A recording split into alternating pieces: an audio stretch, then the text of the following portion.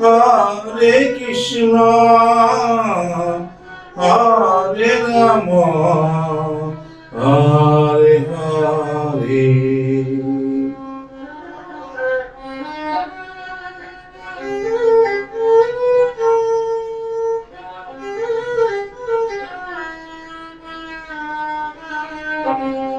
Hare Krishna, Hare Krishna,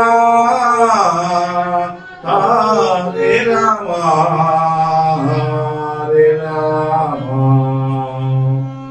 Tumi Tata, Tui Trata, Tui Prano, Tui Vidhata.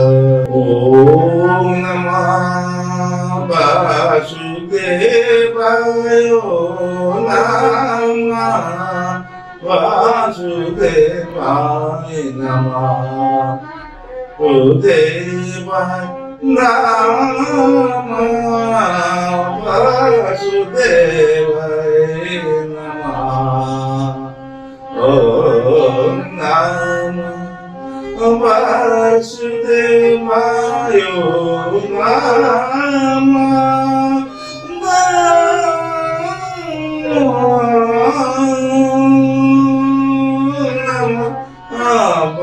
Vasudevaya. Hare Krishna, Hare Krishna, Hare Rama, Hare Rama.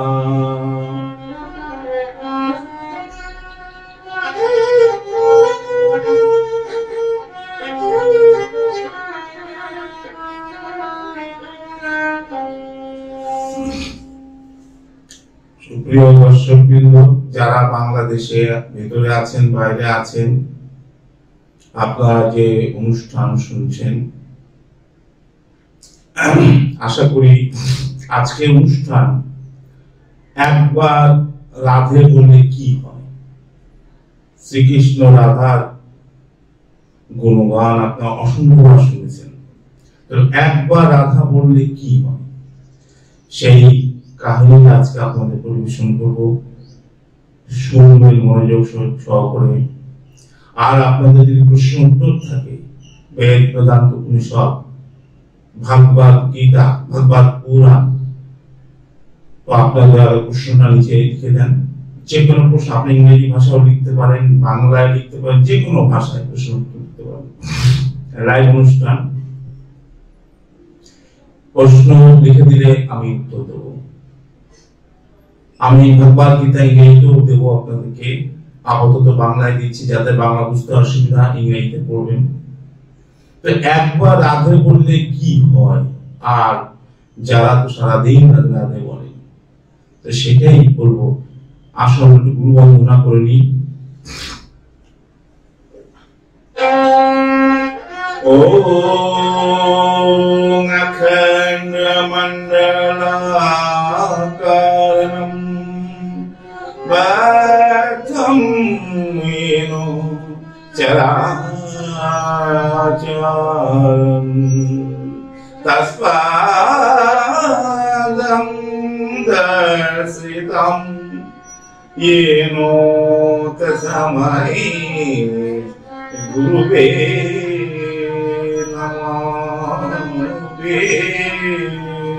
नमः। गुरुर्ब्रह्मा गुरुर्विष्णु गुरुर्ब्रह्मा गुरुर्विष्णु गुरुर्देव महेश्वर गुरुर्देव महेश्वर गुरुदेव साक्षात् परब्रह्म। ओम गुरुदेवाय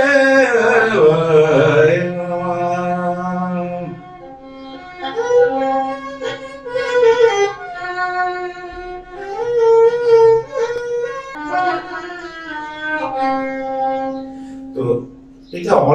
প্রাচীন কালের একটা পৌরাণিক কাহিনী।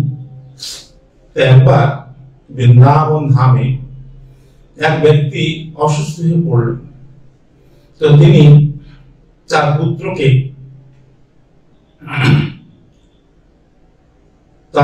কোনো কথাই কারো শুনতেন না, খুব উচ্ছৃঙ্খল ছিল। তাই পুত্রকে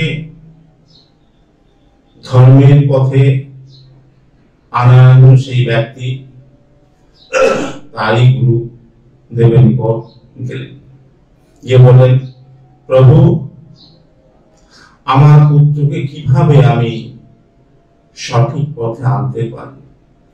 তখন গুরুদেব বললেন, হে পুত্র, বল রাধে। ছেলেটি কোনো মতেই কথা শুনছেন, যতবারই বলতে বলছে রাধে, রাধেই বলে না। যাই হোক, তাকে অনেক কথা বোঝানো হলো যে এই শব্দটির মধ্যে যে শক্তি নিহিত আছে, সেই শক্তি যখন বিচ্ছুরিত হবে, তা দ্বারা জগতের মঙ্গল কামনায় সকলে হত হয়ে থাকে। কাজে তুমি যদি বলতে পারো এই রাধে নামটা, তাহলে তোমারও কিন্তু মঙ্গল হবে। তখন ছেলেটি জিজ্ঞেস করলেন গুরুদেবকে, এ বলে কি হবে? যাই হোক, ছেলেটি অনেক অনুরোধ অন্যায় বিনয় পরে একবার রাধে বললেন। বলার পরে ভদ্রলোক তার সন্তানকে নিয়ে বাড়ি ফিরলেন। বহুকাল অতিবাহিত হয়ে গেল, কিন্তু ছেলেটি মারা গেল। মারা গিয়ে তার আত্মা, দিবাত্মা যমরাজের কাছে জিজ্ঞাসা করলেন যে একবার রাধে নাম বললে কি হয়? যমরাজ তো খুব সমস্যায় পড়ে গেলেন, কিন্তু বুঝতে পারছেন না কি হয়। আসলে এর উত্তর তো তারও জানা নেই। তখন তিনি মনে করলেন যে ব্রহ্মদেবী, ইন্দ্রদেবী জানেন উত্তরটা। তা হে পুত্র, তুমি এক ছোকরা, তুমি এত বড় প্রশ্ন করছো, তুমি কে? তো ভেবেছিল, যমরাজ ভেবেছিল মনে হয় সাধারণ কোনো ছেলে পেলে মৃত্যুর পর এখানে প্রশ্ন করতে এসেছে। যখন তিনি তার পুঁথি উল্টিয়ে উত্তর পেলেন না, তখন খুবই একটু হতভম্ব হয়ে পড়লেন। অতএব তিনি ছেলেটিকে বললেন যে তোমার উত্তর দেবরাজ ইন্দ্রের কাছে থাকতে পারে। তখন ছেলেটি বললেন, ঠিক আছে, আপনি আমাকে সেখানে নিয়ে চলুন। যখন উনি উত্তর দিতেই পারলেন না, তখন দেবরাজ ইন্দ্রের শরণাপন্ন হলেন। দেবরাজ ইন্দ্রের কাছে গিয়ে যমরাজ বললেন, হে দেবরাজ ইন্দ্র, আমি খুব বিপদে পড়েছি, রক্ষা করো মনে, রক্ষা করো মনে।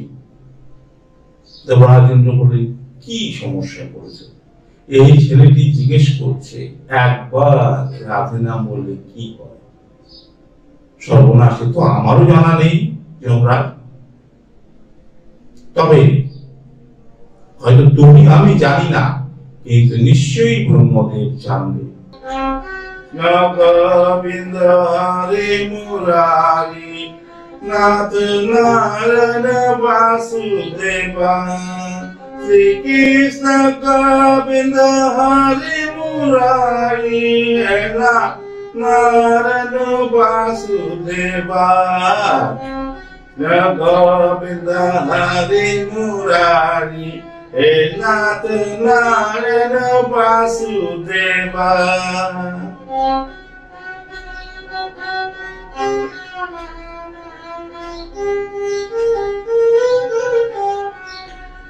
শ্রীকৃষ্ণ গোবিন্দ হরে মুরারি হে নাথ নারায়ণ বাসুদেবা। তো আমরা ভজনটা শুনলাম, এবার আবার প্রসঙ্গে চলে আসি ঠিক সেই জায়গা থেকে। তখন দেবরাজ ইন্দ্র বললেন, ব্রহ্মদেবের কাছে গেলে হয়তো উত্তরটা জানা যাবে। তখন দেবরাজ যমরাজ ওই ছেলেটিকে নিয়ে, আদা ছেলেটি জীবাত্মাকে নিয়ে ব্রহ্মলোক গমন করলেন। তখন ব্রহ্মদেব ধ্যানে নিমগ্ন রয়েছে। তাকে প্রণাম করাতে তিনি ধ্যান থেকে জাগ্রত হলেন, উঠে ইন্দ্রকে বলেন, বলো বৎস, কি সমস্যা, কি হেতু আগমন ব্রহ্মলোকে? তখন দেবরাজ ইন্দ্র ব্রহ্মদেবকে প্রণাম করে বললেন, প্রভু, এক খুব কঠিন বিপদে পড়েছি। এই ছেলেটি মর্তে থেকে এসে একটি প্রশ্ন করছে, যার উত্তর আমার বা যমরাজের কারোর কাছেই নেই। তখন ব্রহ্মদেব একটু চিন্তা করে বললেন, কি প্রশ্ন? বলছে, একবার রাধে নাম বললে কি হয়? ব্রহ্মদেব থতচকিত হয়ে গেছেন, বিভ্রান্ত হয়ে গেছেন। কি হয়, কি মানে না, এর উত্তর তো আমার জানা নেই, তবে নিশ্চয়ই ভোলানাথের অর্থাৎ দেবাদিদেব মহাদেবের নিশ্চয়ই জানা আছে। তো চলুন। তো ছেলেটি বলে, না, আমি যাব না, তোমরা এই 3 জন মিলে আমাকে নিয়ে যাবা তোমাদের রথে করে। সর্বনাশ, একটি ছেলে দেখুন মর্ত থেকে এসে ব্রহ্মদেব, ইন্দ্রদেব, যমরাজ সকলে মিলে একটি পালকিতে করে ওকে নিয়ে যেতে হবে। তার জেদ ধরে বসেছে। যেহেতু তারা উত্তর দিতে পারছে না এই প্রশ্নের, কাজেই ছেলেটির কি ভাগ্য। যাই হোক, তাদের কাছে কোনো আর বিকল্প পথ না থাকায় ব্রহ্মদেব বললেন, দেবরাজ ইন্দ্র, হে যমরাজ, চলুন আমরা কৈলাসে গমন করি। অতঃপর তারা কৈলাসে এসে দেখেন দেবাদিদেব মহাদেব ধ্যানে লীন হয়ে রয়েছেন। নন্দী ভিঙ্গি পাহাড়রত অবস্থায় আছে, তথাপি এই গুরুত্ব অনুসারে মহাদেবকে জাগ্রত করা হলো। প্রশ্ন করে, প্রভু, এই একবার রাধে নাম জপলে কি হয়? মহাদেব তখন হতবাক হয়ে গেলেন যে এটা তো আমার জানা নেই, তবে বিষ্ণুদেব নিশ্চয়ই জানেন। বিষ্ণুদেব বলতেছে নারায়ণ। তার ছেলেটি কিন্তু আমাদের পালকিকে বহন করতে, তার 4 জন হলো। কে কে? দেবরাজ ইন্দ্র, ব্রহ্মদেব, আর যমরাজ, আর দেবাদিদেব মহাদেব। এই 4 জন পালকিতে বহন করে ওই ছেলেটিকে বৈকুণ্ঠ ধামে নিয়ে গেলেন। বৈকুণ্ঠ ধামে নিয়ে গিয়ে এবার বলছেন, হে নারায়ণ, আপনাকে প্রণাম জানাই। এবং নারায়ণ জিজ্ঞেস করেন, কি হেতু আগমন এটা? প্রভু, আমরা খুব বিপদে পড়েছি, একবার রাধে নাম জপলে কি হয়? তখন নারায়ণ হাসছে, বলছে, একবার রাধে নাম জপলে কি হয়? কি ঘটেছে এই ছেলেটির জীবনে? কি শিক্ষা পেলেন আপনারা? এই ছেলেটির জীবনে কি ঘটেছে একবার রাধে নাম জপার ফলে? তখন সবাই অবাক হয়ে গেল যে একবার রাধে নাম জপার ফলে মৃত্যুবরণ করার পর যমলোক থেকে ব্রহ্মলোক, ব্রহ্মলোক থেকে কৈলাস, কৈলাস শিবলোক, শিবলোক থেকে বিষ্ণুলোক বৈকুণ্ঠ আগমন করেছে। ছেলেটির জীবাত্মা মুক্তি ঘটেছে, পরম প্রাপ্তি ঘটেছে। বলুন রাধে রাধে, রাধে রাধে। অর্থাৎ রাধে জয় গান করলে রাধা হলো শ্রীকৃষ্ণের খেলাদেরই রূপ, আনন্দ ঘন।